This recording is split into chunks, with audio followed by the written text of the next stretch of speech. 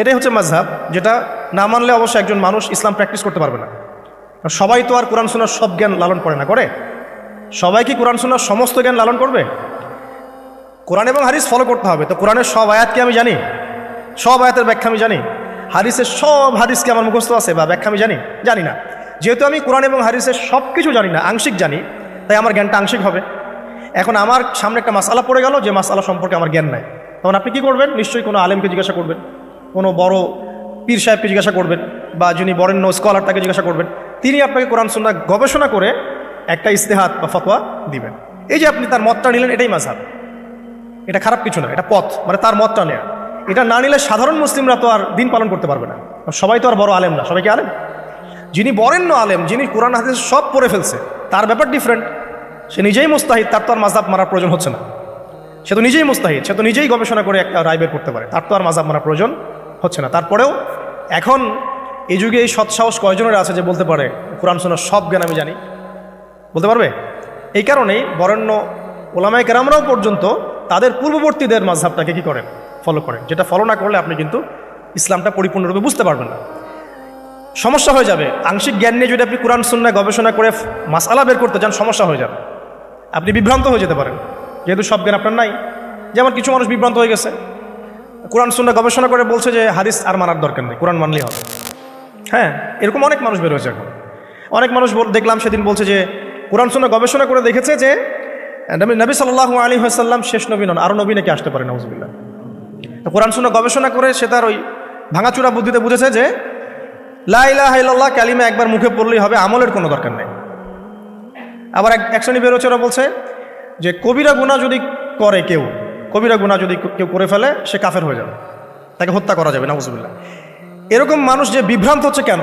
Because নিজে নিজে অধিক পাণ্ডিত্য প্রদর্শন করতে গিয়ে অন্যের মত, বড় বড় স্কলারদের আলেমদের মতকে প্রত্যাখ্যান করে নিজে যখন সব কিছু বুঝি এমন দাবি করছে, তখন বিভ্রান্ত হয়ে যাচ্ছে। এই কারণেই পূর্ববর্তী রিনাউন্ড উলামায়ে কেরাম যারা আছেন, ইমাম ফকিহ মুস্তাহিদ যারা আছেন, তাদের রায়গুলো এত ইম্পর্টেন্ট। এই কারণে তারা গবেষণা করে উম্মাকে 100 বছর এগিয়ে দিয়েছেন। এখন কি আমি আবার 100 বছর পিছন থেকে শুরু করব? বুঝাচ্ছি তারা। মেডিকেল সায়েন্স আছে না, মেডিকেল সায়েন্স, মেডিকেল সায়েন্সের যে বইগুলো পড়ে মানুষ ডক্টর হয়, সেই বইগুলো ওই সেকশনের বিজ্ঞ পণ্ডিতরা লিখেছেন না, ঠিক আছে না? এখন কেউ যদি ডক্টর হতে চেয়ে বলে যে আমি এই বইগুলো পড়বো না, আমি আবার নতুন করে বই লিখে বই হয়ে পড়ে ডক্টর হবে? যদি করতেও পারে, তাও তো আর সে 100 বছর পিছায় গেল। বুঝাতে পারছি না মনে হয়। কেউ ইঞ্জিনিয়ার হতে চায়, ইঞ্জিনিয়ারিং পড়তে গেলে তাকে অনেক বই পড়তে হয় না?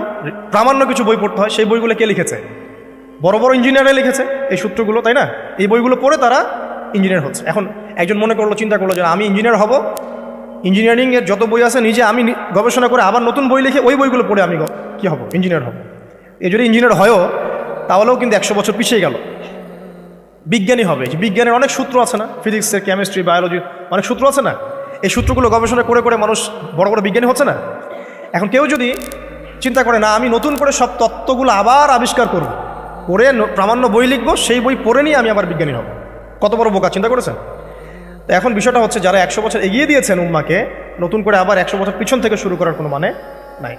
হ্যাঁ, এখন কি করতে হবে? যদি এমন নতুন নতুন কিছু মাসআলা বের হয় যেগুলো কোরআন সুন্নাহর সাথে সরাসরি পাওয়া যাচ্ছে না, তখন আপনি কি করবেন?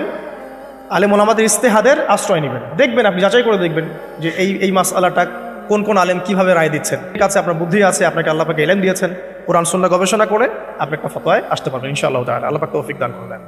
তো যেটা বলছিলাম, শর্ট করে বলি, যে আল্লাহ পাক আমাদেরকে পৃথিবীতে নামিয়ে দিয়ে এতিম ছেড়ে দেন নাই। কোরআন সুন্নাহ দিয়েছেন, একটা রোল মডেলও দিয়েছেন। কোরআন সুন্নাহ নাজিল করেছেন, এটা দিয়ে ইসলামকে পরিপূর্ণ করেছেন, ঢোকানোটা বের করার কোনো সুযোগ নাই। একই সাথে আল্লাহ পাক রাসূল সাল্লাল্লাহু আলাইহি ওয়াসাল্লামের আদর্শ সামনে রেখেছেন, এটাকে ফলো করে আপনাকে কোরআন সুন্নাহ মানতে হবে। এখন নবী নাই, সাহাবী নাই, তাবিঈ তারা নাই, কিন্তু তাদের উত্তরসূরি ওলামায়ে কেরাম তো আছে, মুস্তাহিদ কেরাম আছেন, মুফাসসিররা আছেন, মুহাদ্দিসরা আছেন। তাদের রায়গুলো মেনে আপনাকে দিন ফলো করতে হবে। হ্যাঁ, তাদের কোনো রায় যদি দেখা যায় কোরআন সুন্নাহর সাথে সরাসরি বিরোধী হয়ে গেছে, একজন বড় আলেম মনে করেন বললেন যে হ্যাঁ, সুদী এনজিওতে টাকা রাখা যেতে পারে, হয়তোবা সে বিক্রি হয়ে গেছে বা তার কোনো মতের ভ্রম হয়েছে বা কোনো একটা কারণে, কোনো স্বার্থে সে কথাটা বলেছে। এবার আপনি বুঝতে পারছেন তার নাম অনেক বড়, টাইটেল অনেক বড়, কিন্তু সে সরাসরি কোরআন সুন্নাহর বিরুদ্ধে একটা কথা বলছে। আপনি নেবেন? তখন আপনি নেবেন, তখন ওই মাসআলাটা নিয়ে অন্য আলেমদের কাছে যাবেন যে অমুক আলেম তো এই কথা বলছেন, আপনারা কি বলছেন। তখন আপনি যাচাই বাছাই করে একটা সিদ্ধান্তে আসতে পারবেন। এভাবে দিন পালন করলে ইনশাল্লাহ বিভ্রান্ত হবেন না ইনশাল্লাহ। আর একা একা বুঝে সব করতে গেলে সমস্যা আছে।